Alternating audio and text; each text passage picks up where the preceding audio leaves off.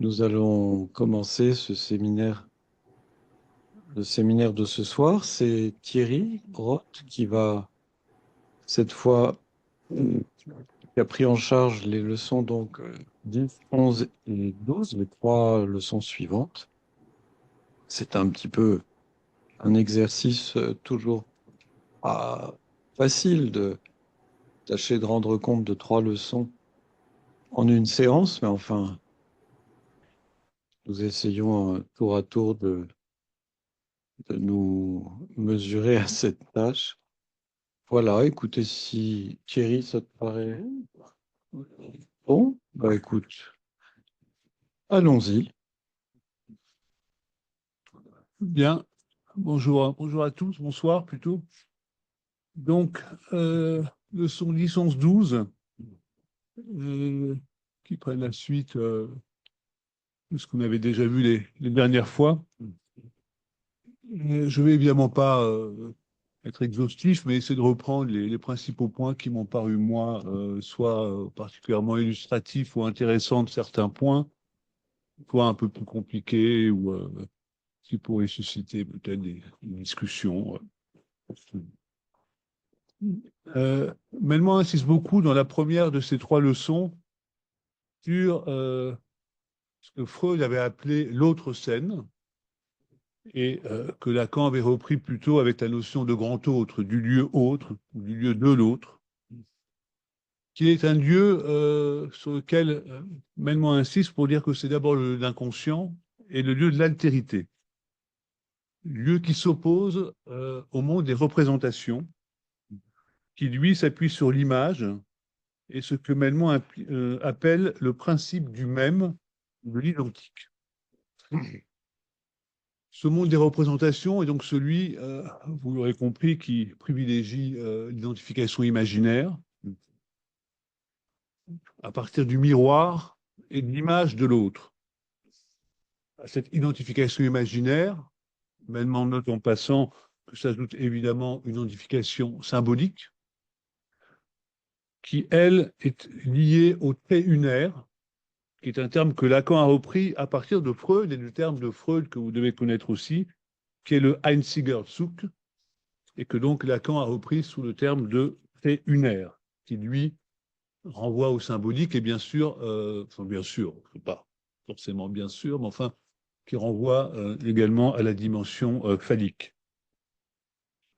Mais Melman soulève un premier paradoxe assez tôt dans cette leçon 10, qui est que ce monde des représentations, qui est donc le monde de l'image et de l'identique, dit-il, de l'image accomplie. Le premier paradoxe, c'est que l'image première sur laquelle s'appuie ce monde des représentations, l'image première, c'est I2A, nous dit Melman. Et donc cette image première, elle a pour support l'objet A, l'objet petit a, qui lui est éminemment autre, dit-il. Donc là, hein, on a déjà éventuellement un paradoxe, ou en tout cas quelque chose qui n'avait pas forcément de soi, c'est de dire que ce monde des représentations, qui est le monde des images et de la complétude et du miroir, malgré tout, elle s'appuie sur quelque chose d'assez évanescent, parce que l'objet petit a, si je voulais vous le mettre sur la table, je ne saurais pas quoi choisir et je ne sais pas ce que vous verriez. Donc c'est un objet qui est, on va dire, évanescent, ou en tout cas qui échappe. Pour essayer d'éclairer ce paradoxe, Melman fait l'hypothèse qui me semble tout à fait recevable, hein, qui est que cela renvoie à la dimension de première autre qu'occupe en général la mère pour l'enfant. Cette mère comme réelle, dit Melman, est donc mère qui, en tant que réelle et que première autre, est elle-même détentrice, d'une certaine manière, de cet objet A que l'enfant va pouvoir rechercher chez elle. Mais cela montre en tout cas que ce monde des représentations n'est pas tout à fait indépendant ou isolé de ce lieu autre. Parce que Melman les sépare d'une manière assez radicale, je trouve. En tout cas, on perçoit déjà dans ces premiers mots un peu introductifs que il y a là une articulation, à mon avis, qui est toujours pour nous à faire, que je crois on fait tous plus ou moins. C'est comme la prose, on le fait sans le savoir en général. Si on se réfère à Lacan, on n'a pas besoin de réciter nos poèmes. L'articulation, donc, réelle, symbolique, imaginaire. Puisqu'on on voit là les trois registres dans ces identifications qui apparaissent, ce qui fait que malgré l'affirmation de Freud, on ne peut pas dire tout à fait que l'inconscient, que l'anatomie, c'est le destin. Euh, ces dimensions réelles de l'anatomie, par exemple, réelles et même imaginaires, ne suffit pas. On ne peut pas dire non plus, comme le font à contrario certains militants, par exemple, des théories du genre, on ne peut pas dire non plus que l'identité sexuée est indépendante de cette anatomie. C'est-à-dire qu'il nous faut, enfin, je veux dire, quand on est lacanien en tout cas, il nous faut nouer, tenir compte de ces trois registres réels, symboliques, imaginaires.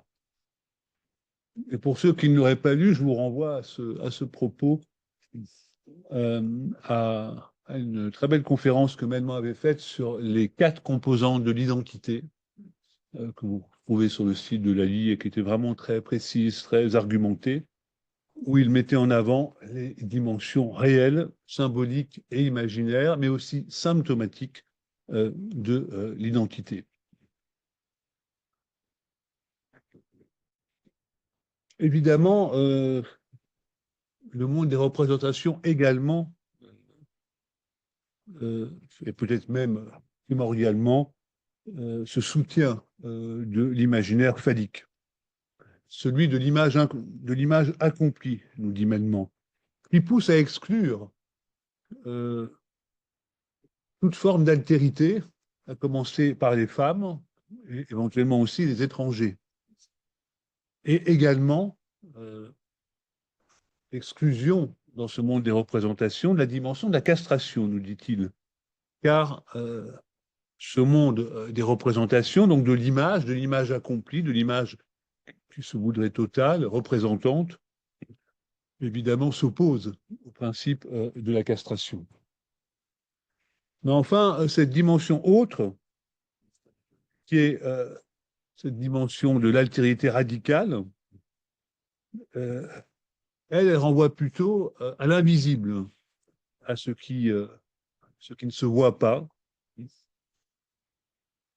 Elle n'est pas prise dans le narcissisme de l'image, elle est invisible, elle vient surprendre comme ça par moments.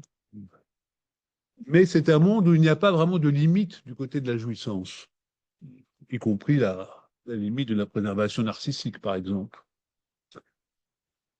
Melman prend appui, comme il le fait parfois, sur la jouissance toxicomaniaque pour montrer cette difficulté quant à la limite de la jouissance du côté autre. Et il nous dit donc que de ce côté-là aussi, on n'est pas exempté des problèmes, des difficultés. De ce côté autre, donc, eh bien, nous sommes dans ce monde obscur qui ne se repère pas comme ça et qui vient se manifester par intermittence dans le monde des représentations, qui voudrait bien éventuellement s'en passer, mais il vient par accident, par intermittence, se manifester dans le monde des représentations, sous des formes diverses que tout le monde ici, je suppose, connaît, les lapsus, les actes manqués, les symptômes, etc. Ce sont donc des sortes d'accidents qui viendraient contrarier ce que Melman appelle un espace dominé par la complétude et la satisfaction, à savoir donc le monde des représentations. Cet espace dominé par la complétude et la satisfaction, ça reste quand même à prouver, mais il le dit comme ça, eh bien, il est en tout cas contrarié par ce qui vient émerger de ce lieu autre, qui est donc le lieu de l'inconscient. Mêmement, comme ça, sépare assez radicalement le monde des représentations qui serait du côté de l'imaginaire et du conscient, et le lieu autre qui serait plutôt du côté du réel et du symbolique, et qui serait, lui, inconscient. Peut-être on pourra en reparler. Je ne suis pas certain qu'on puisse être aussi radical à chaque fois. En tout cas, il me semble que l'imaginaire touche également à la dimension inconsciente. Euh, ce monde des représentations est branché sur l'inconscient. Il ne serait pas si cafouilleux s'il n'était pas branché sur l'inconscient. Il serait effectivement euh, un monde complet et satisfaisant. On pourra en discuter. En tout cas, le moins qu'on puisse dire, c'est que notre rapport à l'image, en général, de tout un chacun, plus ou moins, mais enfin, notre rapport à l'image est rarement dénué de symptômes. Donc, ce monde des représentations, en tout cas, s'il se voulait être un monde de satisfaction accomplie, de complétude, etc., il est au moins, eh bien, comment dire, pris par ces manifestations du lieu autre, de l'inconscient, qui viennent le troubler. C'est peut-être, il fera dire amènement un peu plus loin, que le sujet du désir inconscient vit entre ces deux mondes. Et que donc le sujet boite et que certains vont davantage privilégier l'un et d'autres vont davantage privilégier l'autre monde, entre guillemets. Mais mondes qui sont tous les deux malgré tout interdépendants. On sait d'ailleurs que du côté des analystes, il peut y avoir une tendance parfois particulièrement avérée pour ce monde des représentations, ce monde de l'image, du narcissisme, des honneurs, de la reconnaissance. Peut-être même sont-ils tentés, c'est l'hypothèse que je fais, qu'ils seraient tentés de s'y précipiter peut-être encore plus que d'autres, parce qu'ils sont plongés quotidiennement, dans leur cabinet, dans ce monde obscur de l'autre, justement. Dans l'enceinte de leur cabinet, ils passent leur temps silencieusement à repérer ce qui viendrait de ce monde obscur, et donc, quand ils en sortent, peut-être qu'ils recherchent encore plus de lumière, je ne sais pas. En tout cas, ils ne sont pas exempts, les analystes, de ce monde des représentations, bien évidemment. Pour ce qui est du lieu de l'autre, Melman rappelle, comme il le fait souvent, que c'est le lieu de la lettre. Il nous renvoie au séminaire de Lacan qui ouvre les écrits. Et il nous dit notamment que c'est la physiologie du langage qui organise la libido et que la lettre est le support de l'inconscient. Du coup, pas besoin de papa, esquisse Melman. La castration vient du langage.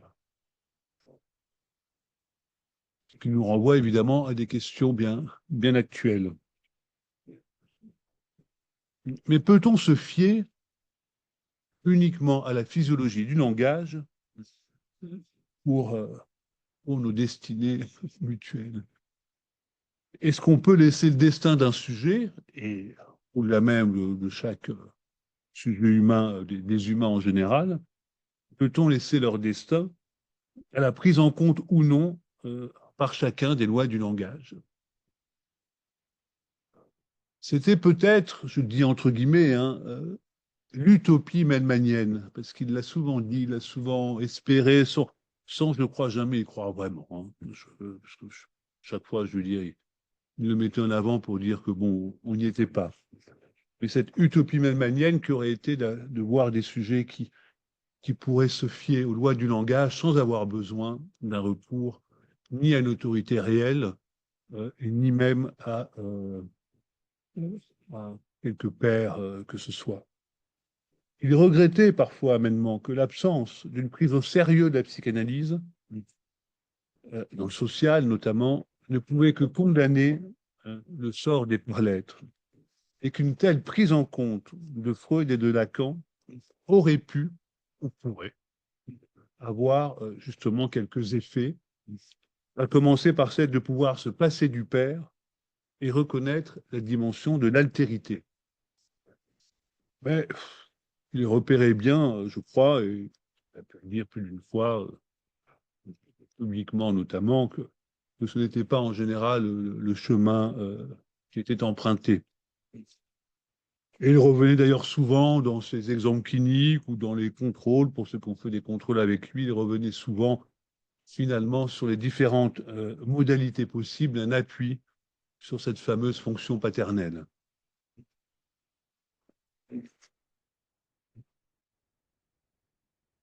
Euh, cette leçon 10, parce que là j'en suis toujours encore à la leçon 10, j'irai plus vite sur celle d'après. La leçon 10 apporte quelques développements aussi sur le rêve, mais il y reviendra plus dans la leçon d'après à propos du fameux rêve de l'injection faite à Irma. Il tâche tout de même de mettre en avant le fait que le rêve serait une sorte d'illustration paradigmatique du fonctionnement général de l'inconscient. Ce qui l'amène à proposer une définition, je crois, assez originale de l'inconscient. C'est-à-dire envisager l'inconscient, je le cite, comme une parole qui rêverait de pouvoir se faire reconnaître, le rêve d'une parole qui pourrait exister. Voilà une définition assez originale de l'inconscient. Une parole qui rêverait de pouvoir se faire reconnaître, le rêve d'une parole qui pourrait exister. Et donc, dans le rêve, l'idée qu'un sujet puisse au moins, pendant ce temps du rêve, voir enfin son désir inconscient s'exprimer. Je me souviens d'un patient qui était très engagé comme ça dans l'analyse et qui me disait, quand je me couche, je suis toujours content, j'ai l'impression que je vais pouvoir découvrir des choses. Bon. Donc, le rêve comme lieu privilégié de l'expression possible, potentielle au moins, mais réelle en même temps, c'est le cas de le dire, du désir inconscient. Et Melman rappelle qu'entre ce monde des représentations et celui de l'autre, il oppose là encore en tant que conscient et inconscient, il n'y a pas de frontière euh, de bord entre un dessus et un dessous, ce que Freud a pu, par ses idées d'archéologie ou de psychologie des profondeurs, laisser entendre. Mais Melman reprend à la suite de Lacan le fait que conscient et inconscient sont sur les deux côtés d'une bande unique qui est la bande de Möbius, donc bande qui n'a qu'un seul bord, et que donc conscient et inconscient sont sur ce même bord, le retour du refoulé étant donc inévitable. Et ce refoulé se trouve être sur un lieu que Melman appelle la doublure permanente du monde des représentations. Donc, vous voyez le lien qu'il refait là entre conscient et inconscient, entre monde des représentations et lieu de l'autre, mais qui sont sur la même bande de Möbius.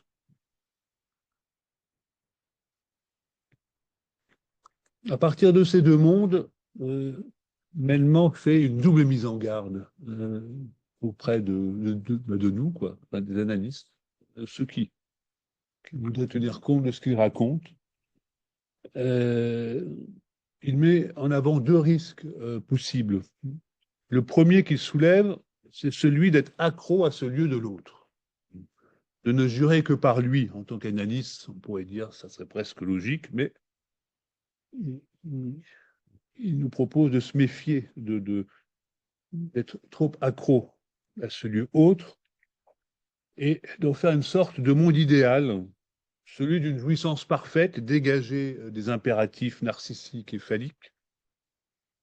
Un monde, pourquoi pas, dit-il, des vraies représentations, c'est-à-dire celles qui n'existent pourtant pas, et donc celui, soi-disant, de la jouissance idéale, qui est en fait, et il reprend là encore les problèmes de toxicomanie, qui est une jouissance sans limite. Dans d'autres séminaires, parce qu'il n'en parle pas ici, il alertera aussi les analystes, notamment ceux qui seraient un peu trop amoureux de leur inconscient, contre le caractère, je le cite, profondément bête de l'inconscient et contre son caractère populiste et xénophobe. Donc, être accro de son inconscient, pourquoi pas, mais enfin, ça peut amener à la bêtise, au populisme et à la xénophobie, notamment. Donc, il conviendrait peut-être là d'avoir une certaine division. Le deuxième risque dont il parle dans cette leçon est un risque en quelque sorte inverse. ça serait la tendance des analystes à céder à la pression sociale et à se faire les complices de l'exigence sociale, afin justement d'être reconnus dans ce monde des représentations. Et tant pis pour l'éthique propre au désir inconscient. La psychanalyse vient forcément déranger et n'est pas en phase en général avec ce qui est forcément attendu, voire toléré dans le social. La psychanalyse introduit la dimension du désir et de la jouissance, et forcément, et je cite l'amendement, elle provoque, avec le désir, mise en doute, perplexité, interrogation, désordre, dramatisme. Et mêmement de regretter que, cependant, les analystes participent eux-mêmes à cette pression sociale. Ils cèdent donc à cette pression sociale. Le moins qu'on puisse dire, je crois, c'est que mêmement, lui, s'est toujours refusé aux compromissions sociales, ce qui lui a valu d'ailleurs un certain nombre d'inimitiés, et même la mise au rebut des grands médias qui l'ont pendant un temps sollicité et qui l'ont ensuite mis à l'écart parce que justement, il ne cédait pas à ce qui était attendu dans ces médias. Je crois qu'aujourd'hui, cette complicité avec certaines exigences de notre social, cette complicité qui s'accompagne encore, je le répète, forcément d'une mise à l'écart de notre éthique, comme du courage d'ailleurs, il semble que cette complicité, dont maintenant regretté que les analystes s'en faisaient parfois, s'y mettaient parfois eux-mêmes, cette complicité a encore évidemment de beaux jours devant elle et pas besoin de regarder simplement ailleurs, on peut aussi regarder chez nous, ça nous concerne tous. Et il dépend ou il dépendra de chacun de se positionner d'une façon ou d'une autre par rapport à ça. Les avertissements de mêlement, en tout cas, pourraient nous interroger sur l'usage que nous faisons de la psychanalyse. Est-ce que c'est juste pour s'amuser entre nous, se disputer, se faire plaisir ou se faire peur, sans risque? Ou est-ce qu'on estime que ça prête à conséquence? Lui, je crois l'estimer vraiment, même s'il a été déçu du manque de conséquences que ça a pu avoir. Mais qu'est-ce qu'il en est pour chacun d'entre nous? Bon, j'en viens plutôt à la leçon 11 sur laquelle je vais passer plus vite parce qu'elle est entièrement consacrée à l'analyse par mêlement du rêve de l'injection faite à Irma. Et c'est une analyse tellement précise, claire, minutieuse, amenée pas à pas, que vraiment suffit de la lire pour avoir les principaux éléments. Je n'aurais pas grand-chose là à ajouter, à commenter de particulier. Donc je vais passer plus vite sur cette leçon. Il suffit de la lire pour ceux qui ne l'auraient pas encore fait, pour voir comment est-ce que Melman reprend, après Freud, l'analyse de ce rêve. Ce rêve de l'injection faite à Irma, moi je trouve qu'on aurait pu l'appeler tout aussi bien le rêve de l'injonction faite à Irma. Car c'est vraiment un rêve qui est centré, Melman l'explique, mais encore une fois, je vais passer là vraiment très vite. Il est centré sur la justification par notre rêveur, c'est-à-dire un certain Sigmund Freud, par la justification par notre rêveur du relatif échec de son traitement analytique d'Irma. Échec dû au fait qu'elle n'a pas accepté sa Lösung, c'est le terme allemand, sa solution.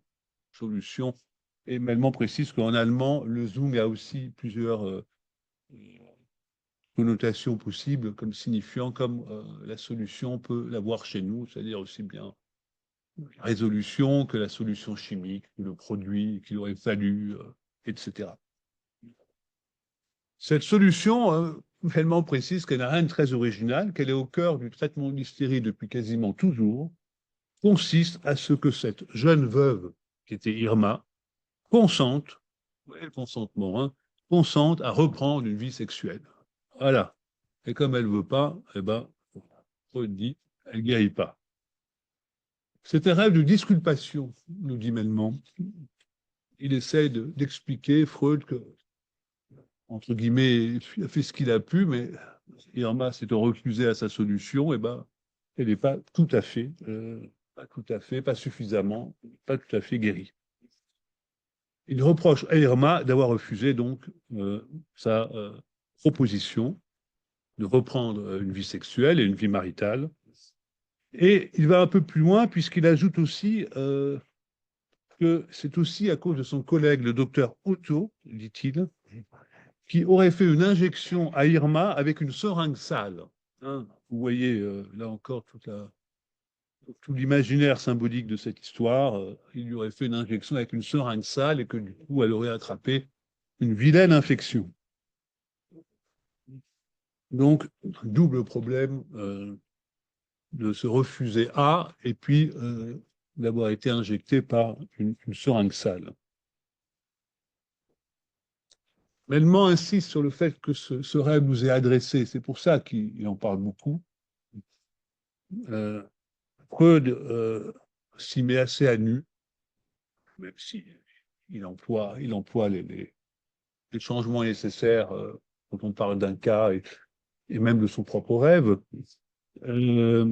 Mais il laisse clairement entrevoir aussi bien ses propres frustrations concernant sa vie avec sa femme Martha, que plus encore ses frustrations professionnelles de psychanalyste, se heurtant au continent noir de la femme.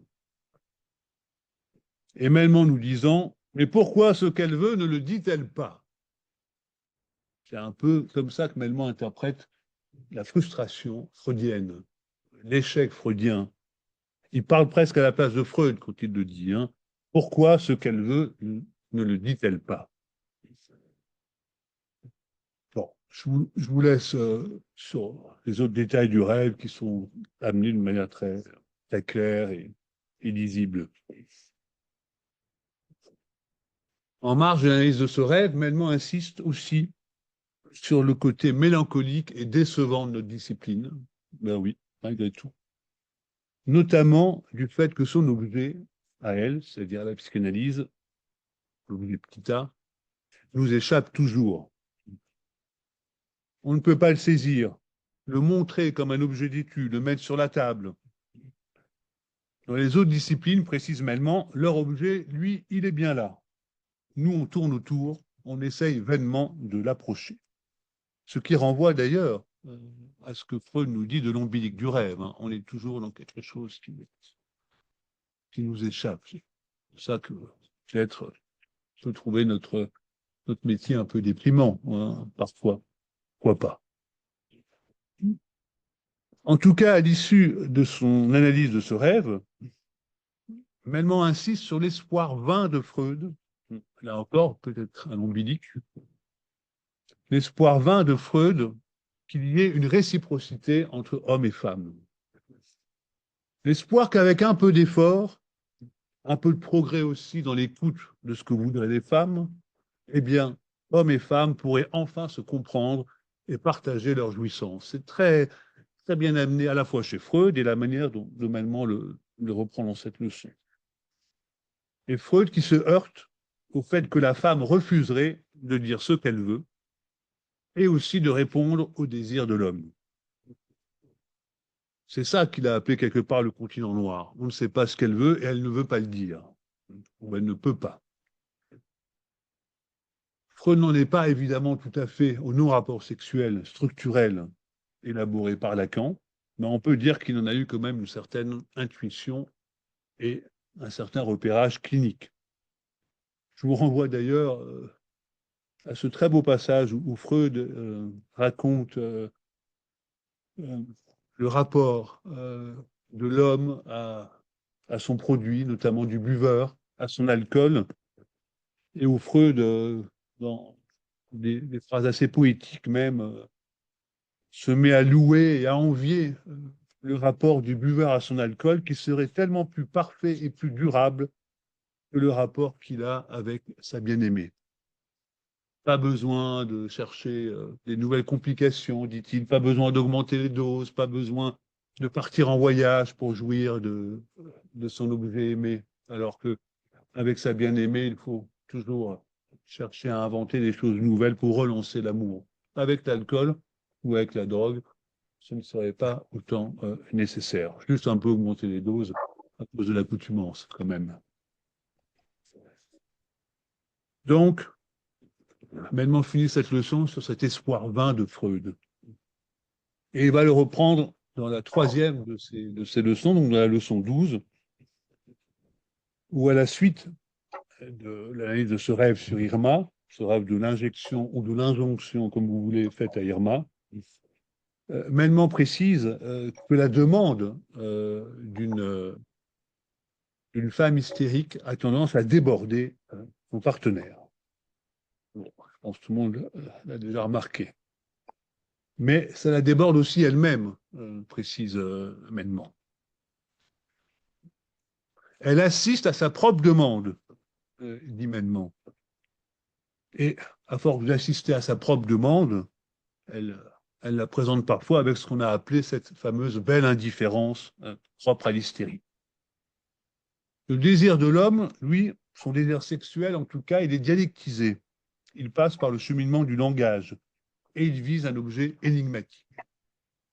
Que me veut-il, disent parfois les femmes. Donc, le cheminement du langage est l'objet énigmatique du côté de l'homme. Or, pour une femme, il en sera différemment, notamment dans les manifestations hystériques, puisqu'il s'agit, nous dit Mennemand, d'une demande impérieuse qui s'oppose à toute maîtrise, mais avec un objet visé qui est bien davantage identifié. Mais pour ce qui est de l'homme, qu'il s'agisse de son partenaire sexuel ou du médecin, répondre à cela se révèle souvent fort difficile, voire angoissant. Rappelez-vous Breuer qui part faire un enfant à sa femme et qui laisse la patiente à Freud.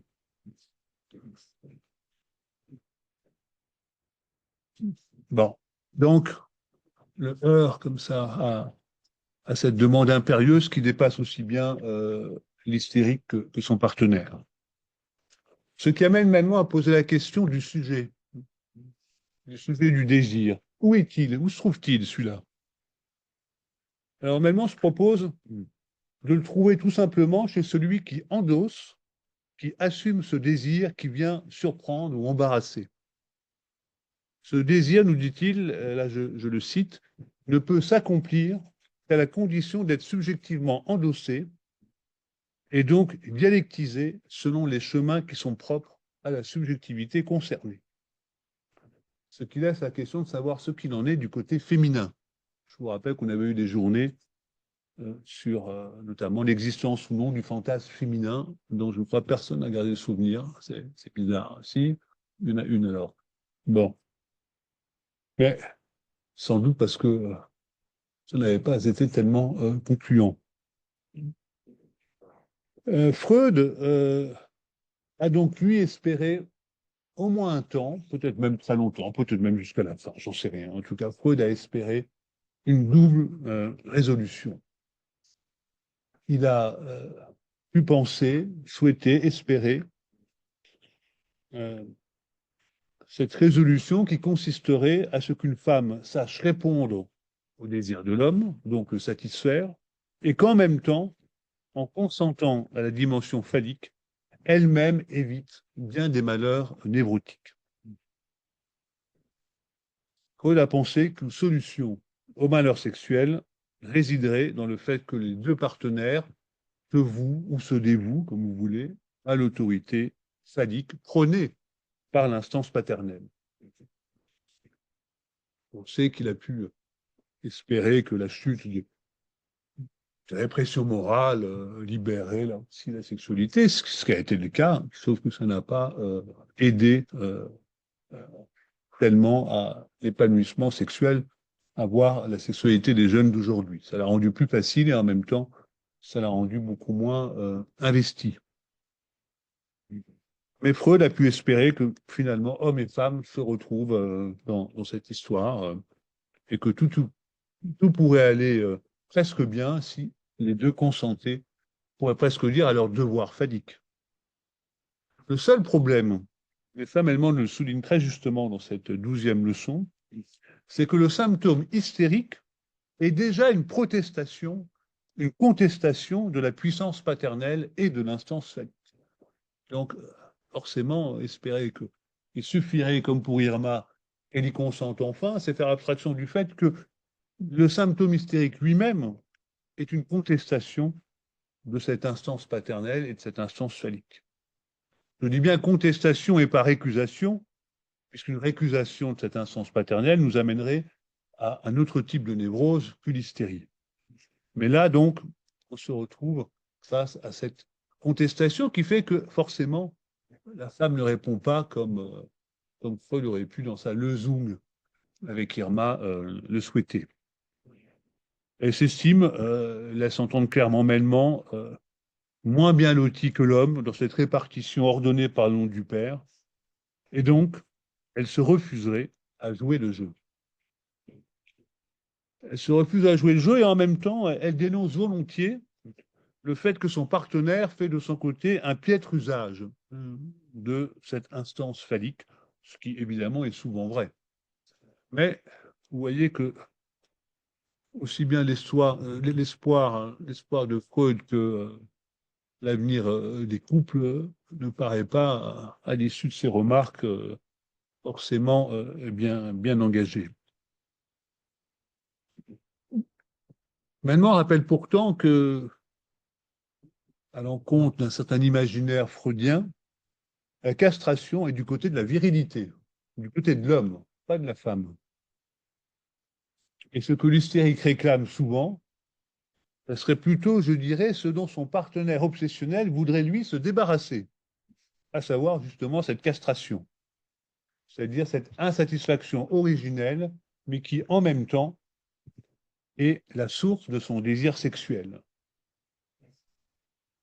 L'homme voudrait bien pouvoir s'en débarrasser et la femme semble vouloir le lui réclamer et le souligner d'autant plus. La femme voudrait, nous dit Melman, là je le cite, être comme son partenaire masculin, être castrée et non châtrée. Mais de se situer dans le réel, elle échappe structurellement à la castration, qu'elle ne rencontre finalement pour l'essentiel que dans sa relation avec celui, voire celle, pourquoi pas, qui se situe du côté mâle. Et Melman nous dit, il n'y a pas de solution à cette configuration, puisque la castration qui opère sur les parts-lettres met en place inévitablement un réel, je le cite toujours, qui se trouve être le lieu d'abri, le lieu de recel, où les femmes trouvent leur qualité et leur talent de venir supporter, représenter le désir pour un homme. Dans ce réel, il n'y a pas de castration, d'où, et je finis la citation, d'où le divorce fondamental que cette situation introduit entre hommes et femmes. Et Melman insiste pour dire que cet obstacle est davantage structurel que culturel. Alors, cela étant dit, même si ça peut paraître un peu déprimant, n'est pas moins déprimant la manière dont la modernité, ou peut-être l'hypermodernité, comme dit Lipovetsky par exemple, l'hypermodernité, la manière dont cette hypermodernité traite ce problème d'asymétrie, d'hétérogénéité entre hommes et femmes, puisqu'elle traite cette impasse en mettant en place un système d'égalité et d'indifférenciation des sexes. Ça, c'est la manière, je veux dire, actuelle, les gender fluides, non-binaires, euh, toutes les théories du genre et tout ce qui va avec, qui évidemment vont résoudre quelque part cette hétérogénéité. Mais cette résolution se paye également. Et Melman le raconte parfois, pas trop dans cette leçon, mais à d'autres moments. Melman, lui, ne prône évidemment pas cette solution, cette Lösung, mais il met plutôt en avant ce qu'il faudrait comme prise en compte de l'hétérogénéité et aussi du vide de l'autre. Le fait que dans ce grand tout, in fine, il n'y a pas d'autorité pour dire ce qu'il faudrait ou ce qu'il ne faudrait pas. La prise en compte de ce vide dans l'autre serait, nous dit-il, je ne cite pas, là je paraphrase un tout petit peu, serait un possible apaisement pour l'attente hystérique. Reconnaître le vide dans l'autre pourrait apaiser la plainte hystérique. Et d'ailleurs, même on n'en parle pas là, mais cette reconnaissance-là du vide dans l'autre pourrait également apaiser l'attente infinie et toujours impossible de l'obsessionnel également. Mais bon, de renvoyer à cette part de vide nous renvoie à certaines conceptions de fin de cure et aussi à cette fameuse phrase de Lacan que Melman ne cite pas là, mais où Lacan nous dit que de réussir, la psychanalyse pourrait nous amener à se passer du nom du Père à condition de s'en servir. Donc, se passer du nom du Père, mais à condition de s'en servir, c'est-à-dire de se servir quand même de cette fonction a pu impliquer sans avoir besoin de s'y référer et de s'y soumettre en permanence. Bon, c'est dans le symptôme, comme vous le savez probablement.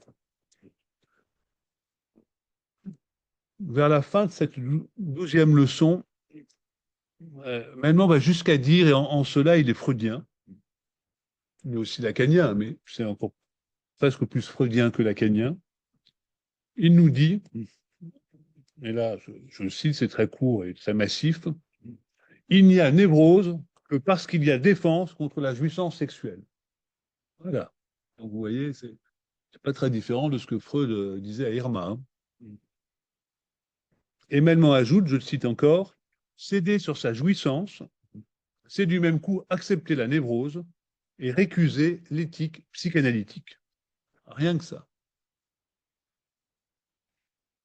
Il conviendrait donc, si on prend ça au sérieux, de payer le prix de son désir et de sa jouissance, et donc de ne pas chercher, je dirais, ni à refuser la castration, qui est là de fait, on pourrait presque dire, du fait du langage et du fait de ce que le nom du Père peut en faire. Donc ne pas refuser la castration sans pour autant venir la sanctifier, hein, comme le fait si bien l'obsessionnel, qui se sanctifie avec. Voilà donc ce sur quoi Melman nous laisse comme perspective, non sans proposer pour finir cette leçon la possibilité éventuelle d'un nouage à trois, un nouage borroméen à trois, qui viendrait prendre au sérieux les lois du langage et la jouissance sexuelle. Au-delà du Père, donc, même si ce nœud borroméen est justement permis par l'opération du nom du Père. On retrouve là encore sans passer et s'en servir. Ce nœud serait le résultat, et là je vais citer Melman parce que c'est assez précis et pas à peine de. Le mieux est de le citer. Ce nœud à trois serait le résultat de la reconnaissance partagée de ce dont se paye la jouissance, puisque seule la jouissance sexuelle est en mesure, c'est pas rien, seule la jouissance sexuelle est en mesure d'unir le réel, et en particulier le réel du corps, au signifiant maître, et de les accorder, c'est-à-dire de leur offrir cette prime que représente la jouissance sexuelle. Donc le nœud vraiment là au sens de nouage RSI, de nouage entre la jouissance du corps et le lieu des signifiants, évidemment l'image du corps également. Ça paraît presque simple, d'ailleurs Melman finit en disant oui mais comment, hein, oui mais comment, et évidemment il ne répond pas. Hein, cette union, je veux dire, de la jouissance du corps et des signifiants, ce nœud à trois qui viendrait comme ça, il dit oui mais comment. Et c'est là qui renvoie souvent malgré tout à ce passage à un moment ou à un autre par le nom du Père. Voilà donc sur quoi il nous laisse dans cette 12e leçon, et sur quoi peut-être on peut s'arrêter avant de discuter sur ce que je voulais un peu reprendre et prolonger pour vous, avec peut-être quand même juste une dernière remarque pour conclure. Les principaux arguments, les principales thématiques de Melman que j'ai essayé de le reprendre, j'en ai peut-être laissé l'une ou l'autre de côté, évidemment, faute de temps. Mais les principales thématiques que j'ai essayé de reprendre pour vous, on peut souligner, je crois, que ce qu'il amène là, globalement, n'est aujourd'hui absolument pas recevable dans notre social. Absolument pas. Est-ce que c'est seulement recevable pour nous? Je ne suis même pas sûr, hein. À chacun d'y répondre. Mais c'est pas si. Il ne suffit pas de dire oui, oui, pour que on le reçoive vraiment. Parce que finalement, de quoi il a été question dans ces leçons? Juste trois, quatre phrases pour résumer, pour vous montrer à quel point c'est pas recevable. La psychanalyse va à l'encontre du discours social, mais les psychanalystes sont tentés de se faire le complice de ce discours. Bon. Et s'il reste uniquement du côté autre, c'est pas mieux, il déconne. Bon. Si Irma n'a pas guéri, c'est parce qu'elle a refusé de reprendre une vie sexuelle. Allez dire ça aujourd'hui à quelqu'un qui viendrait témoigner à la télé de ses difficultés. Bon. C'est la position de Freud, ça, c'est pas cette. Mais même moi, elle le reprend. Hein. Elle le dit clairement. Hein. C'est son idée. Ah, il n'y a névrose que parce qu'il y a défense contre la jouissance sexuelle. C'est mêmement. Non, d'accord. Bon, on en reparlera, hein, parce que tu n'as pas le micro là en plus. Mais on en reparlera. Mais évidemment qu'il ne reprend pas tout à fait. D'ailleurs, Freud lui-même a pu montrer quelques impasses structurelles. Mais enfin, bon, il reprend ça clairement, humainement. Bon, Irma, donc, je passe l'objet de notre discipline qui nous échappe toujours et qui donc fait qu'on a du mal à en montrer parfois les tenants et les aboutissants. Hommes et femmes habitent deux lieux différents et leur mésentente, leur divorce est structurel. Ça aussi, c'est pas vendeur. On tente aujourd'hui de résoudre cela par l'annulation de cette différence, cette hétérogénéité, par l'indétermination sexuée, ce qui implique évidemment la fin, heureuse ou pas, à vous de juger, mais enfin la fin du désir. Autre marque dérangeante, donc, ce que je viens de rappeler à Bernard, la névrose est due à une défense contre la jouissance sexuelle. Bon. Et enfin, pour tâcher de s'en sortir, pas de recours à une autorité ou à un père, ni à un médicament, bien sûr, mais l'espoir d'un nouage possible entre le sexe et le signifiant, dont l'expérience montre quand même que la réussite n'est pas toujours au rendez-vous. Hein. Donc voilà ce sur quoi Melman nous laisse, dont je redis que d'abord, je crois que c'est un condensé de beaucoup de choses qu'il a pu dire ailleurs, que ces trois leçons reprennent, comme d'autres leçons de ce séminaire, un séminaire qui reprend une espèce d'introduction à la psychanalyse, donc qui reprend les thématiques, évidemment, qu'il a pu développer déjà ailleurs. Donc ces trois leçons qui condensent des choses qu'il a pu dire ailleurs sont, je crois, difficilement recevables, si c'est dans notre milieu, en tout cas un peu au-delà. Et il n'est pas certain que on soit en mesure là de poursuivre et de reprendre et d'assumer ce que humainement assumer très bien et qui, même si ça peut être dérangeant et qu'on voudrait montrer plutôt patte blanche que patte meurtrie, je crois qu'il nous propose quand même un progrès du côté de la vérité.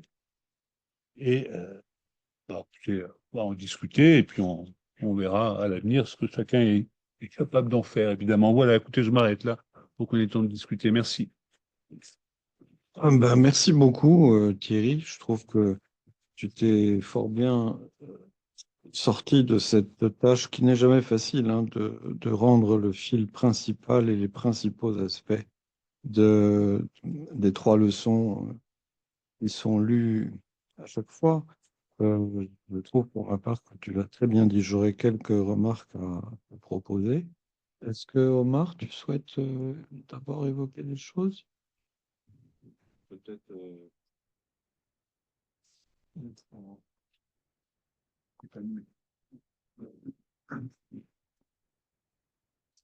Oui, peut-être de manière un peu générale, parce qu'effectivement, il y a des points à reprendre, mais je rejoins Stéphane. tu as réussi justement à attraper un fil pour ces trois leçons, y compris voilà, dans le fait de, de moins t'attarder sur l'injection faite à Irma. Je pense que même dans ton choix, il y a une question bienvenue de pudeur, parce qu'il va très loin dans les détails, de cette analyse qu'il fait. Euh, Maintenant, dans ce que tu as dit, j'avais l'impression que tu mettais en relief ce qui est pour moi peut-être le fil conducteur de ce séminaire entier, hein, pour introduire la psychanalyse. Mais voilà, que tu l'as mis en relief pendant ces trois leçons, c'est la question du réel. C'est-à-dire comment conjuguer le réel. Et il passe, comment le prendre en compte, que ce soit sous la forme du vide, euh, ou même cette phrase étonnante hein, que tu as. Enfin, je la reprends un tout petit peu du coup. Euh, je dis même pas la peine d'un père, enfin, ou pas la peine du père, le langage suffirait. Euh, je ne sais pas. Suffirait, Mm. c'est du conditionnel, hein, c'est pas Oui, sûr. oui, bien sûr, bien sûr. Mais déjà de l'énoncer comme ça, voilà, j'avais un caillou dans la chaussure en entendant ça. Et puis d'autres petites phrases, voilà, qui nous invitent. Justement, même ce que tu dis, voilà, le nœud à trois, euh, ou même cette invitation, injonction, dis-tu, invitation faite à Irma de reprendre une vie sexuelle, c'est de se confronter justement à quelque chose du réel, de le prendre en compte, même si dans la symptomatique hystérique, et pas seulement féminine, puisque c'est notre quotidien aussi, avec cette hystérisation qui est nécessaire aux patients, il y a déjà cette défense contre, cette contestation, comme tu l'as rappelé. Donc voilà, j'aurais d'autres remarques, mais je commencerai par ce point essentiel qui me paraît euh, le réel, même la lettre, hein. Voilà. Est-ce qu'on peut l'évoquer comme ça?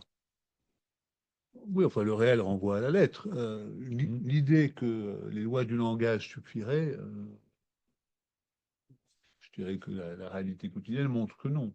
Mhm. Mais plus d'une fois, Melman dit que il parle parfois des lois naturelles aussi, Melman. C'est un Mhm. vieux. Ouais.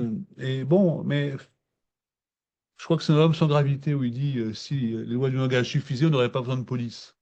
Bon, Mhm. donc c'est pour ça que je parlais d'une utopie à laquelle lui-même ne croyait pas. Mais bon, parfois il essaie quand même entendre que si on tenait compte de la psychanalyse, ça pourrait en être comme ça. Mais enfin, comme même chez les psychanalystes, ça ne marche pas, je pense qu'il y a effectivement une dimension d'utopie forcément. Mais tenir compte des lois du langage, ça paraîtrait théoriquement possible. Mais bon, ça impliquerait s'auto-appliquer certaines contraintes, quoi. Bon, je ne sais pas ce que chacun en pense, mais Oui, parce que même quand tu soulignes cette nuance qu'il fait entre la femme châtrée et non pas castrée, voilà, il poursuit. C'est comme si à chaque fois, il revient sur ce même point de prise en compte du réel, peu importe la forme, la question du vide, et puis des thématiques aussi. Quand on voit aussi la date du séminaire, ce sont des sujets que travaillait Melman, la question. euh, Peu de temps après la névrose obsessionnelle, parce une dizaine d'années après le séminaire sur la névrose obsessionnelle, il a repris sur plusieurs conférences cette question, cette problématique qu'il avait traitée donc, pendant les 2 années de séminaire sur la névrose obsessionnelle, de comment l'obsessionnel cherche à se débarrasser de toute trace subjective, hein, en laissant effectivement sa compagne assumer, et en étant ce chevalier servant, d'ailleurs, qui va donner cette illusion de générosité et qui n'est que justement se débarrasser de quelque chose qui l'encombre. Hein. Et donc là, il revient, mais il me semble que tu le fais venir d'une manière intéressante pour mettre en relief cette question du réel, comment ça s'articule par rapport au réel.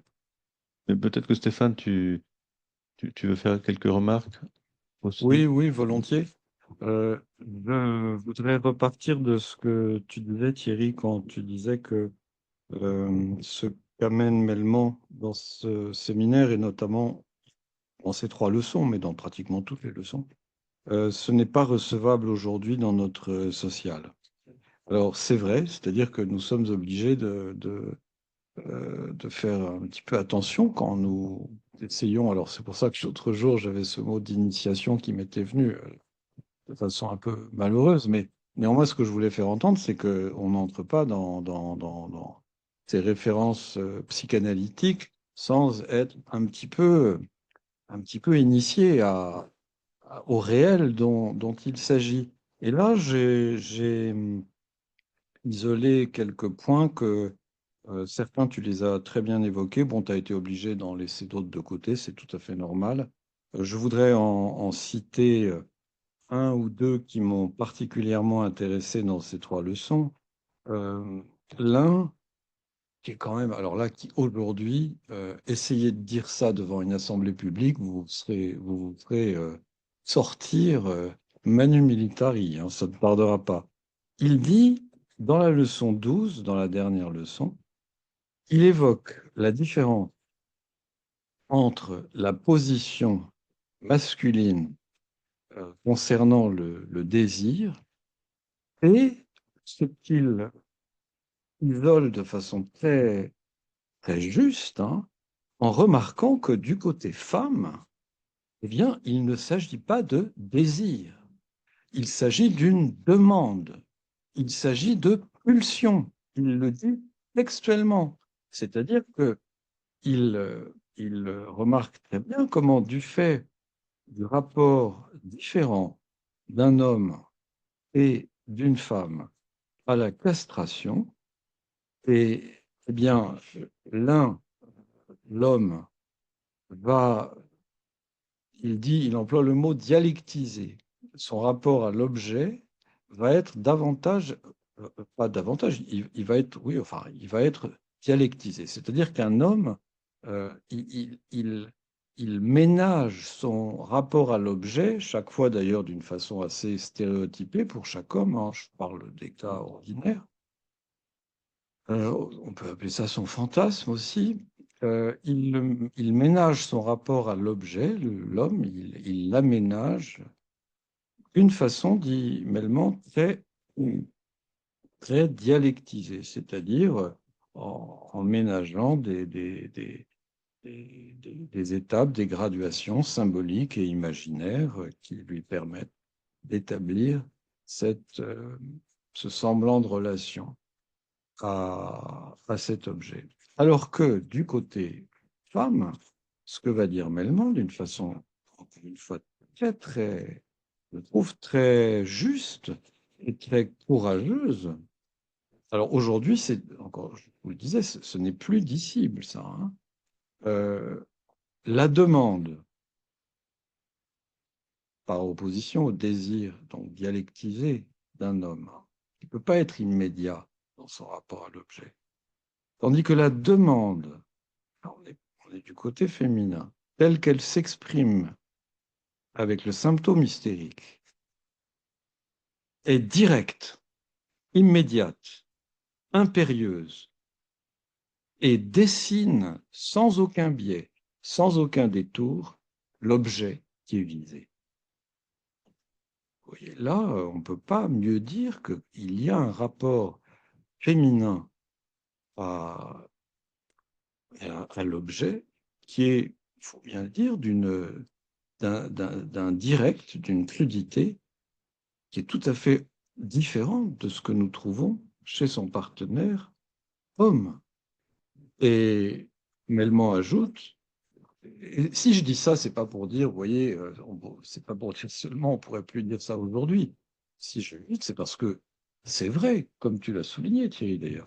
Ce sont des choses vraies, vérifiables en clinique. Donc, nous n'allons pas nous interdire de les dire, sauf que ça devient de plus en plus difficile à dire. Et alors, il ajoute, c'est à cet endroit que ce type de demande féminine s'apparente à la pulsion, en se présentant comme ce qui, venant du corps, ne supporte ni dialectisation ni maîtrise, mais seulement exige satisfaction. Bon, vous voyez que il met en, il rappelle, il met en lumière le rapport très différent d'emblée d'un homme et d'une femme à cet objet du désir. Alors ensuite, il ira plus loin, et tu l'as très bien rappelé, il ira plus loin en disant que ce qui va compliquer un peu les choses, c'est que là, que je viens de vous rappeler de la position féminine, c'est la position féminine, disons, hystérique, c'est-à-dire quand même ce qu'on rencontre dans la plupart des cas quand on a affaire au féminin. Non pas qu'il n'y ait pas des femmes qui soient obsessionnelles, hein. Bien sûr, il y en a beaucoup, mais je parle là des femmes dans le registre de l'hystérie où nous les trouvons en général. Et un petit peu plus loin, il osera dire, et il l'a dit plusieurs fois, mais Lacan le dit aussi déjà, hein, une question à cet endroit, dit-il. Cette demande a-t-elle un sujet? Ça veut quand même dire, si on dit les choses clairement, lorsqu'une femme se trouve aux prises avec son désir, enfin, son désir normalement dit que c'est surtout de la demande, de l'ordre du pulsionnel. Y a-t-il un sujet? Y a-t-il un sujet féminin? Vous imaginez cette question aujourd'hui devant une assemblée publique? Ça... Alors, ce sont de vraies questions. Et c'est pour ça aussi que vous savez tous, enfin j'espère, je pense que vous en avez l'expérience, combien il est important et, et oui, important, et cliniquement, et pas seulement cliniquement, même ça va plus loin que le champ de la clinique, pour une femme de pouvoir se rapporter, s'articuler en relation à un homme. Cette relation n'est absolument pas une inféodation, pas du tout, pas du tout nécessairement, mais c'est une articulation nécessaire, sans quoi une femme peut facilement du fait justement de cette fluidité rappelée avant, du rapport au corps et aux demandes, il peut facilement être erratique. Erratique. Pas forcément érotique, mais erratique, folle, quoi. Bon, là-dessus, je trouve donc que tu avais raison de souligner le côté très difficile à soutenir aujourd'hui, mais néanmoins, si les psychanalystes ne soutiennent pas ça, on ne voit pas très bien ce qu'ils peuvent soutenir. D'autre part, alors il y a une autre remarque que je souhaiterais faire, je ne vais pas être long pour laisser aussi la parole à la salle, et même si tu souhaites revenir sur ce que j'ai dit, mais alors à propos du rêve de l'injection faite à Irma, moi il y a une chose qui m'a beaucoup surpris, c'est que Melman commente ce rêve d'une façon très précise, effectivement, tu l'as dit, et c'est pourquoi tu as jugé que c'était pas la peine de t'y attarder trop. C'est un choix sûrement motivé.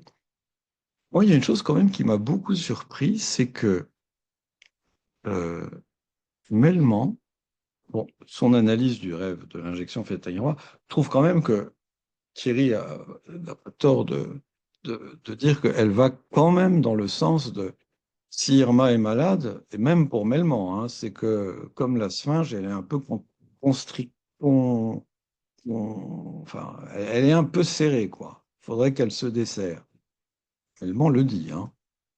Euh, mais c'est très intéressant ce qu'il dit sur la sphinge et comment ce symbole qui joue, qui a une fonction éminente dans notre discipline, comment la sphinge dit la constriction, effectivement. C'est un rappel tout simple, mais...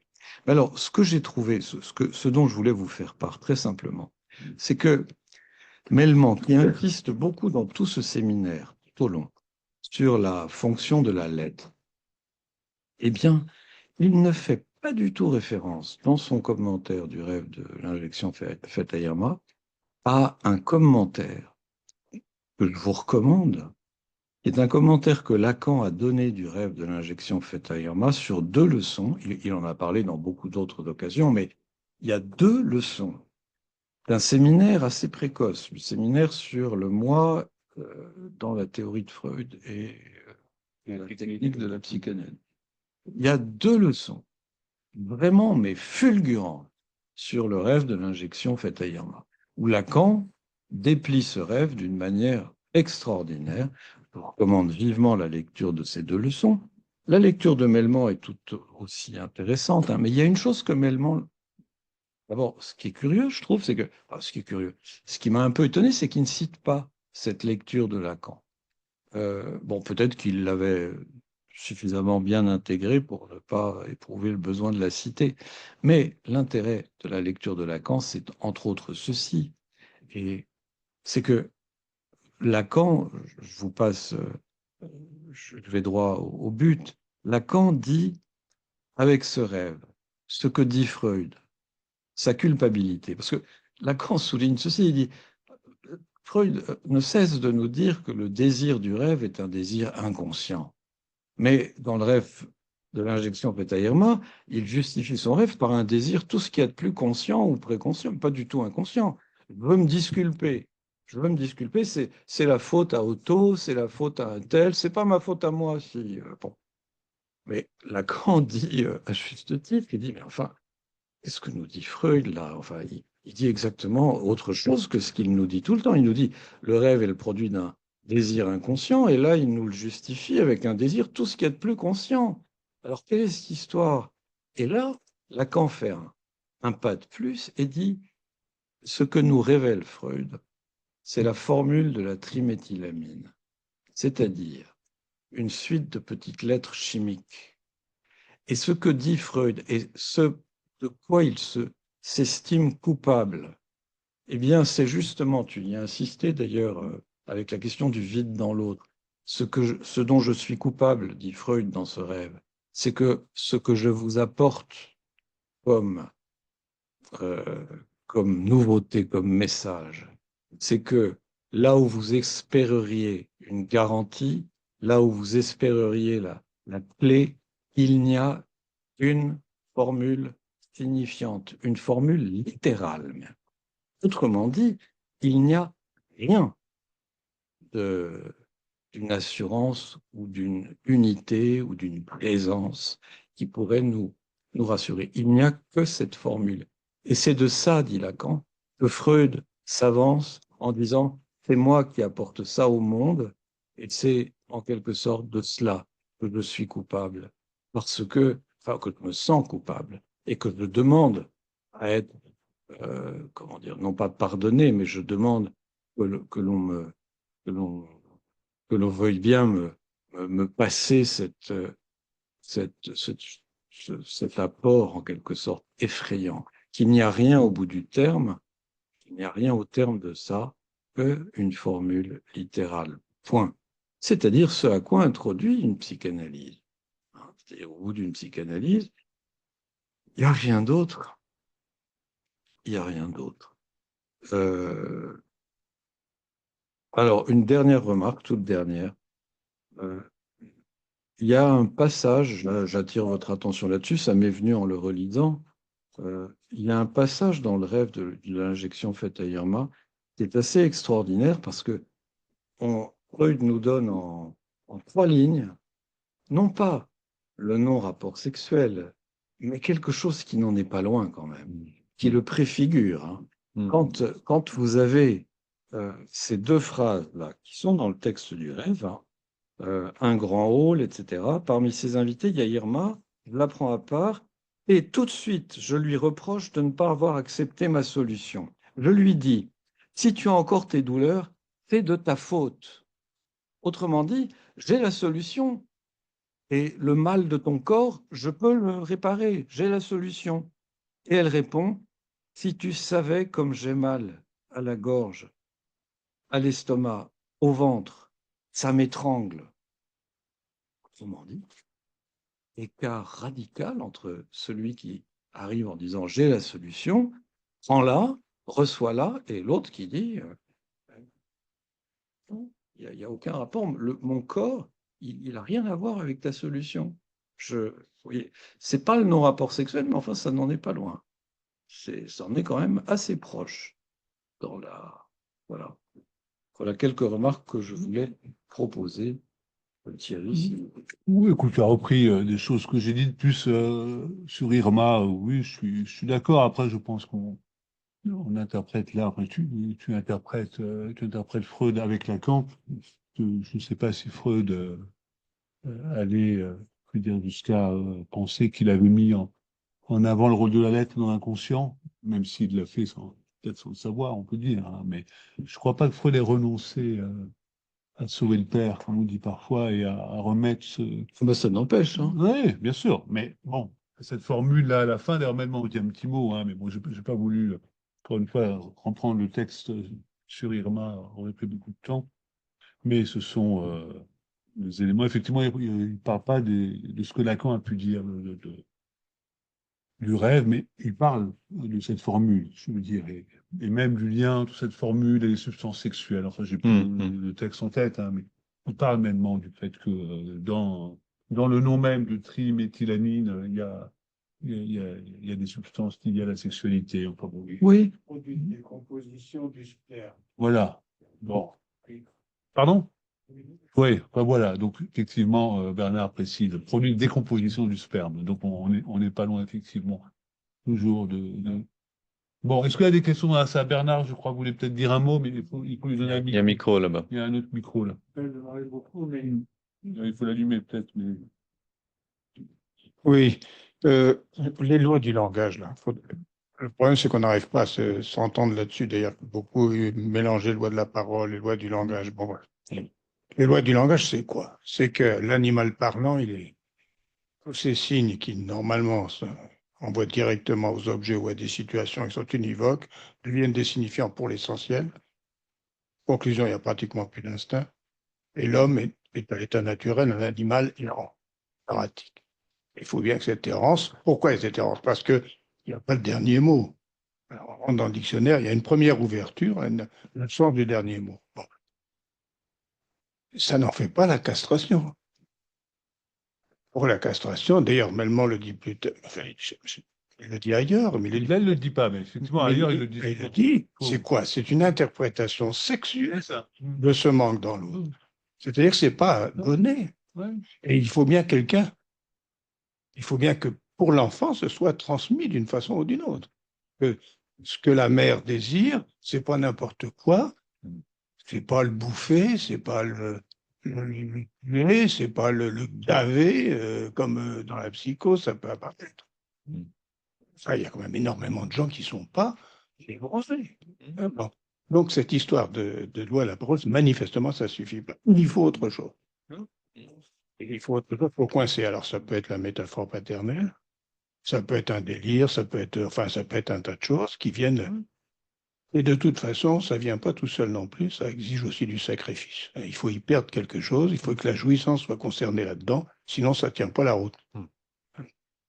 Alors, donc le terme de castration, j'ai toujours jamais compris pourquoi Melman disait que la castration c'était uniquement lié à la structure des lois. Enfin, Non, il a souvent dit autre chose. Hein. il a souvent dit. Bon, enfin, Dans L'homme sans gravité, il insiste beaucoup pour dire que c'est l'interprétation sexuelle du manque. mais bien Il y sûr. a le manque structurel, presque organique, lié au langage, et que ce manque peut être interprété sexuellement par le nom du père.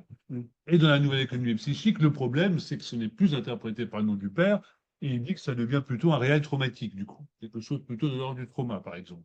Mais tu parles du délire, c'est une autre façon. Tu peux dire, revenir, j'ai pas bien compris ce que tu viens de dire. Dans L'homme sans gravité, Oui. d'ailleurs aussi, mais là je repense à L'homme sans gravité parce qu'on l'a étudié l'année dernière, il dit clairement qu'il y a une sorte de castration naturelle, entre guillemets, mais qui n'est pas une castration, qui est le fait que lors du langage, chaque signifiant renvoie à un autre signifiant, il y a un manque inexorable. Mais que la castration, c'est l'interprétation sexuelle de ce manque. Et que ça se fait par le nom du père. que dans la nouvelle économie psychique, où le nom du père ne fonctionne pas tout à fait, sans être forclos, c'est pour ça que moi je parle de récusation pour le différencier de la forclusion, mais peu importe, dans la nouvelle économie psychique, le nom du père ne va pas permettre l'interprétation sexuelle de ce manque, et il parle d'une interprétation erratique ou traumatique, notamment. Un non-sens permanent, d'où l'idée d'errance subjective dont il parle parfois, errance subjective du fait qu'il n'y a pas de sens donné à ce manque structurel, ça ne fait pas sens sexuel, ou alors carrément interprétation traumatique. Enfin, c'est compliqué parce que le sens sexuel, pour finir, ça aboutit aussi à l'existence d'un non-sens dernier. Parce que le sexe, c'est là où on n'y comprend rien. Et d'autre part, le trauma, le sexuel se présente toujours comme traumatique. On rentre dans le deep par le... Ah ben alors si je ne suis pas le phallus de ma mère, que suis-je? Horreur. Bon. Alors évidemment, en urgence, on s'accroche à des objets pulsionnels, la voix, le regard, etc. Ça va constituer le fantasme.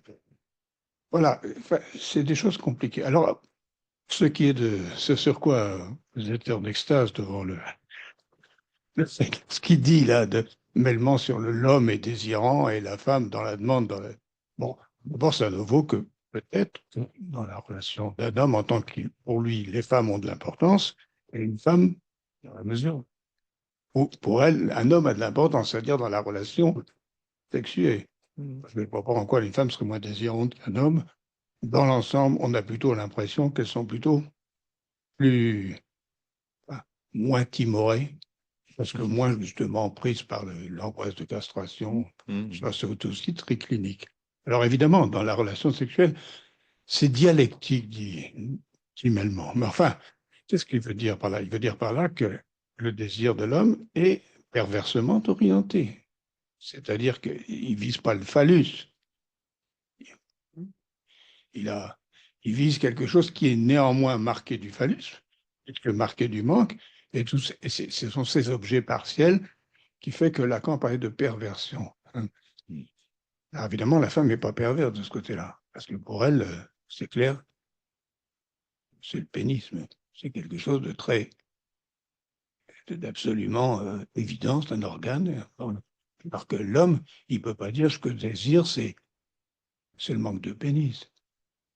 Je veux dire, il est clair que ce qui attire, c'est quelque chose, un regard, une voix, des éléments du corps, plus ou moins, qui mettent d'ailleurs la femme souvent dans une certaine angoisse, puisque ce n'est pas son image qui est là en cause.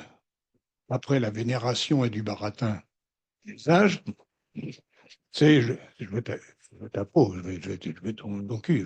Bref, c'est des choses tout à fait... voilà. Alors, on peut appeler ça de la dialectique, mais c'est au sens où ça veut dire que ce n'est pas direct. C'est-à-dire que ça suppose la mutation de ces objets en place de cause du désir et mise en acte dans la sexualité. Enfin, voilà, je voulais simplement dire ça pour éviter que ça n'apparaisse comme une sorte de retour, alors pour le coup inadmissible, d'une sorte de supériorité du mal. Attends, On serait dans je le crois que désir. ni Thierry ni moi n'avons évoqué Alors, quoi que ce non, soit mais de ça veut dire, non, mais si l'homme est dans le désir et la femme dans la demande, Ben, c'est ce que dit Melman. oui, mais on sait bien que la demande, c'est moins bien que le désir. Le névrosé confond le désir. vrai. Alors voilà, Oui, je non, voulais mais- simplement dire ça pour clarifier quelque chose. Oui, mais là, tu rejoins la tendance contemporaine, hein. Ce serait pas bien de dire, mais pourtant, cliniquement, c'est motivé ce que Non. dit Melman, hein. Oui, mais c'est motivé au sens où dans la relation sexuelle, ça n'est pas du même ordre chez l'homme et chez la femme. Je suis tout à fait d'accord. Et je viens de te dire. Je crois que Bernard, tu as tout à fait raison de préciser deux choses. Enfin, une que tu précises et une peut-être que j'ajoute. De préciser que ce que Melman dit, je suis d'accord avec Stéphane, il le dit d'une manière très, très forte et sans prendre de gants et tout ça. Mais ce que dit Melman, et tu le précises bien, concerne essentiellement le rapport à la sexualité et au désir de rencontre sexuelle entre les deux. Dans la vie courante, on ne voit pas en quoi une femme aurait moins de désir de s'accomplir dans telle ou telle activité, telle ou telle. Après, Est-ce qu'un sujet est purement femme ou purement homme? On ne peut pas dire ça non plus. Et le sujet, ben, lui, c'est se barrer. Voilà. hein. Hein. Donc, il va se balader, parfois du côté de S1, parfois du côté de S2. Donc, il ne faut pas essentialiser les choses. Tous ceux qui ont eu, et c'est le cas de tout le monde, je suppose, des homosexuels sur leur vivant, voient bien que cette dialectique, Stéphane et moi, on a chacun repris avec humainement, se retrouve entre deux hommes, par exemple. Ce positionnement, le type de plainte, le type d'attente, le type de frustration, de castration. Donc, ce sont des choses qui ne sont pas liées à une espèce à l'anatomie, par exemple. Donc, c'est ce que je disais au début. Il faut sortir de l'anatomie, c'est le destin, mais pas non plus épouser la théorie du genre, de dire tout ça, ça ne change rien. C'est un nouage. Mais je crois que tu as raison de préciser que ça concerne certains aspects et un positionnement. Une femme n'est pas forcément ni hystérique, ni en position féminine. Hmm. On peut très bien être dans une position. Oui, pardon. Les deux ne se confondent pas. J'ajoute juste un mot, c'est que, et Thierry l'a souligné, à un moment donné, Melman met l'accent sur le fait qu'une femme est au lieu du réel, de par son rapport à la castration, et pas le même que celui de son partenaire. Et du coup, étant dans... ça va poser, Melman ne le pose pas là, mais la pose pas là, cette question, mais ça va poser la question de son rapport à la jouissance autre et à quelque chose de son rapport à l'autre, au grand autre, qui ne peut pas être cadré uniquement dans les termes de la demande que j'ai rappelé tout à l'heure. Donc, le désir, enfin, la question de la référence à la jouissance autre n'est pas ici abordée par Melman. Il l'aborde bien ailleurs, mais il faut le mentionner. Je crois que c'est important de ne pas essentialiser, comme vous dites. C'est-à-dire que c'est dans une position Tout à fait. que l'on est de par les lois, alors là, topologique de la jouissance, hein, quasiment, quoi, hein, soit dans un ensemble fermé, soit dans un ouvert. Bon, c'est quand même de l'hypothèse. Hein, on ne peut pas asséner ça comme des vérités révélées. C'est des choses à vérifier hein, tout le temps, tout le temps. Hein. Et notamment avec les changements sociaux. Hein. Melman n'a pas hésité à essayer d'une nouvelle métapsychologie quand même, hein, avec l'homme sans gravité. Je veux dire. Alors, il faut quand même se mettre aussi à la hauteur de son courage à ce niveau-là. Hein. Même si quelquefois, à mon avis, il avait un peu besoin de heurter le social de façon pas toujours nécessaire. Oui, mais il a fait plusieurs fois. Tu te souviens certainement quand il a été question du mariage homosexuel, par exemple. Il a pris position de manière un peu à contre-courant, hein, et d'une manière qui aujourd'hui encore serait choquante, de dire mais comment? Et il le disait justement en faisant ces hypothèses cliniques de travail, de dire pourquoi l'homosexuel, qui a toujours été un peu à l'avant-garde, justement à venir défier la question notamment de l'anatomie et cet ancrage, on pourrait dire, de l'anatomie, pourquoi vouloir faire de la manière la plus traditionnelle et vouloir demander un mariage? Et, voilà, petit bourgeois. Voilà, et il était là justement en train de... Et ça a été le cas aussi avec l'homme sans gravité plus tard, de venir dire, là on a beaucoup parlé de solutions ou de fluidité. Ben, c'est ce que nous met la clinique aujourd'hui aussi, avec une fluidité de genre, par exemple, sur notre table de travail. Voilà. Qu'est-ce qu'on en fait? Cela dit, beaucoup d'homosexuels ne revendiquent pas du tout le mariage. Hein. C'est vrai qu'ils sont aussi comme les autres, ils essaient de se mouler dans le social, quoi. Bon. Est-ce que je peux me permettre de dire quelque Soit chose? dans la salle réelle, là, il y a Moi, personne, dans la salle virtuelle. Alors, madame. moi, Question peut-être naïve, j'entends toujours parler de femmes hystériques. Est-ce qu'il existe des hommes hystériques? En gros, qu'est-ce que c'est que l'hystérie? Les hommes hystériques, c'est évident, mais on ne va pas avoir le temps là. J'ai fait un courrier. Hein. Bon, voilà, vous pouvez envoyer à madame. Mais il existe des hommes hystériques et j'en suis en partie. Mais pas seulement. Je suis un peu phobique aussi et de temps en temps obsessionnel. Voilà. Juste ce qu'il faut. Voilà, un heureux mélange. excusez-moi, j'aimerais reprendre ce qui a été dit tout à l'heure. Est-ce que c'est Charcot. possible? Il y a de très très belles descriptions d'hystérie masculine chez Charcot. Et dans le séminaire de Melman qui s'appelle Nouvelles études sur l'hystérie, il y a 2 chapitres sur Ah l'hystérie oui, sur les séries masculine. masculines. Donc, oui, parce que ça épouse plutôt le féminin. D'ailleurs, l'origine du terme vient de l'utérus quand même.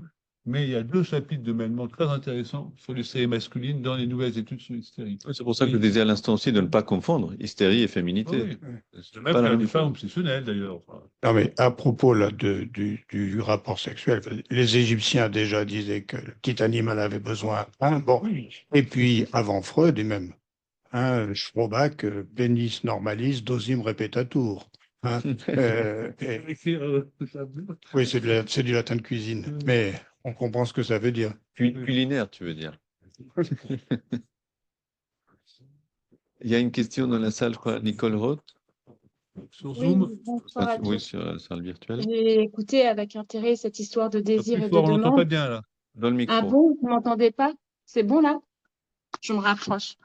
J'ai entendu avec intérêt cette histoire de désir et de demande et je m'interrogeais sur les nouvelles, comment dirais-je, les nouvelles lois, ce qui se passe en fait aujourd'hui au niveau du consentement.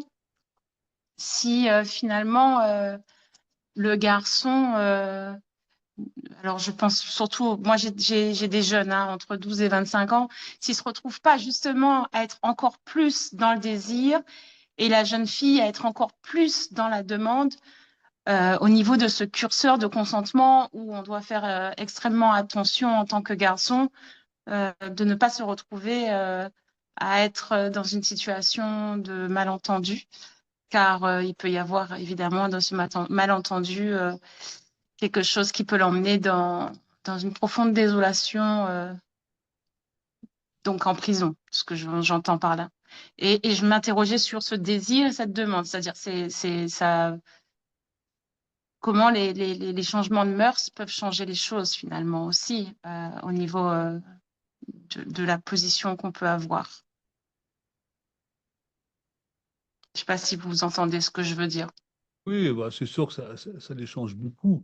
Mais si on prend au sérieux ce que dit l'amènement sur l'asymétrie radicale, par exemple, désir d'un côté, demande de l'autre, l'une est dans le réel, l'autre, etc., on voit bien que ça rend difficile cette espèce de symétrie du consentement. On sait qu'il y a même des jeunes qui s'envoient par texto ce que chacun est prêt à faire et ce que chacun ne voudrait pas faire. Comme si effectivement les choses étaient absolument carrées et évidentes et tout ça, et comme s'il n'y avait plus de quiproquo possible, quoi. Or, la rencontre amoureuse et sexuelle est toujours un peu une rencontre de quiproquo. Enfin, donc effectivement, il y a probablement une dimension un peu utopique et dangereuse dans l'évolution actuelle. Mais après, on pourrait en dire beaucoup plus, mais là, c'est un peu tard. Mais... Oui, Ouais, oui, bien sûr. Merci. c'est un malentendu qui reste, hein, et peut-être un mal qui reste peu entendu. Hein. Je voudrais faire une observation seulement pour laisser la question, pas pour répondre. Bonsoir. Oui, Euh, bonsoir. Est-ce que dans la demande, il n'est pas caché, il n'est pas caché le désir? Et alors, la difficulté de faire cette scission entre désir et demande et Pas loger, toujours. oui,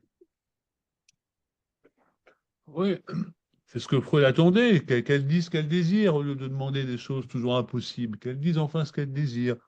oui. Bon, mais encore une fois, il ne faut pas essentialiser non plus. C'est toujours compliqué de dire la femme n'aurait pas de désir, ou pas de fantasme. Non. La femme n'existe pas. Bon. Mais une fois qu'on a Parce, dit ça, il y a quand même des femmes qui se manifestent bien et très bien d'ailleurs. Et donc, il s'agit de les entendre. Mais effectivement, elles n'ont pas la même logique désirante, en tout cas, ça c'est sûr. Euh, mais demande, besoin, désir, on connaît la triade lacanienne. Je veux dire, je pense pas qu'on puisse isoler l'un de ces trois. Il y a toujours des oui, trois qui sont là. oui, parce que c'est la façon de certaines femmes faire passer leur désir par la demande. Moi, je comprends un peu plus comme ça.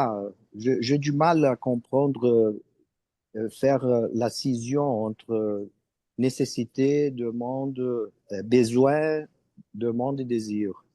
Je vois que c'est comme vous avez dit, ils sont intriqués, ils ont des rapports entre eux. Mais Oui, merci, les merci rapports au-delà beaucoup. du non-rapport, oui. Je voudrais Bon, est-ce qu'il bien, y a une toute dernière question? On est-ce s'arrête? que, Non, on est-ce laisse qu'on peut Oui. poser encore une question? Ah, vas-y, Valentin. Valentin. C'est à partir de la question ou la remarque qu'a posée Stéphane, c'est-à-dire, il dit, s'il n'y a pas, si chez la femme, c'est la demande qui prime, avec en conséquence la pulsion, alors peut-être qu'il n'y a pas de sujet, si j'ai bien entendu Stéphane. Oui, je parlais Et de alors, ce que attends, dit Melman, hein. oui, alors la S'il vous plaît. question oui, je peux continuer? Oui, Ouais. vas-y. Merci beaucoup.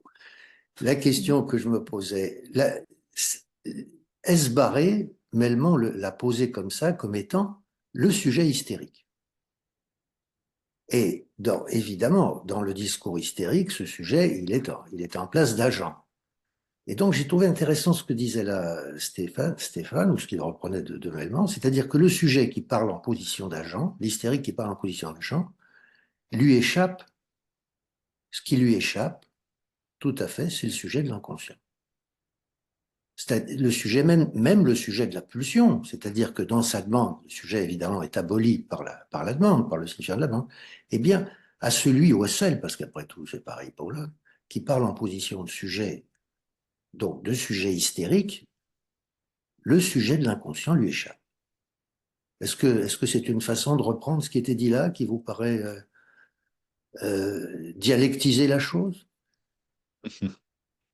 Je trouve ça difficile, ta question, Valentin, parce que le sujet de J'espère l'inconscient, bien.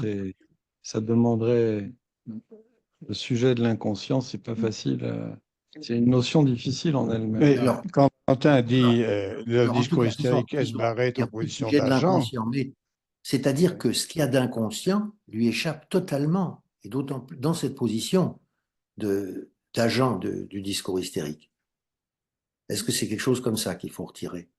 Ben oui, puisque cette position d'agent du discours hystérique, elle est quand même extrêmement phallique, Voilà.